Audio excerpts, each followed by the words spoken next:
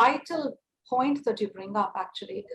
I've had the privilege of having the opportunity to work both in the acute care setup with all these COVID patients who are very sick. So we see the wrath of the COVID completely manifest. And at the same time, I sit in the health check department and I see my regular outpatients as well as the preventive healthcare checks.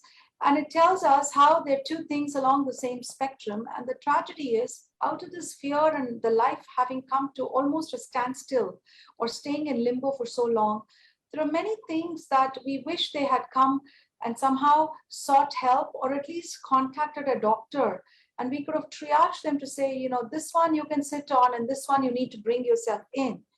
And not to scare our audiences, but there have been a few instances where breast CA was missed, and they did report something before the lockdown, and then they never went in because they were afraid to follow through with the test that was suggested.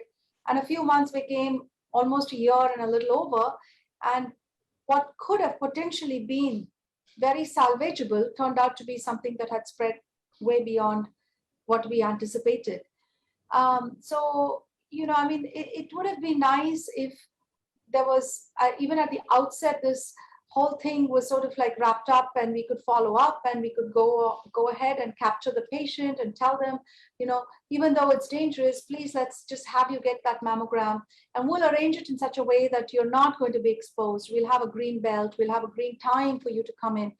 All of the things that are available. But I think what's important is series like what you're doing now so the public understands what does happen in situations like these, or unstable angina, where the patient keeps having this discomfort, chest discomfort, they're worried. Obviously, they think of COVID and they check their saturations, they get an X-ray, they think they find COVID-wise, they might even do an RT-PCR. What they don't realize is it's not all only COVID. Yes. And so when they do come in, they've, with a really bad MI, we realize on history that they've been actually struggling with this for a couple of months. Had they come in sooner, we could have actually fixed it. And now they've lost some muscle mass. Their contractility of the heart is irreversibly changed. And as physicians, it's very frustrating and saddening to see this happen. So it's important, therefore, I think that as an organization, we take the social responsibility to somehow reach out to patients because we must have to look after them. Yeah.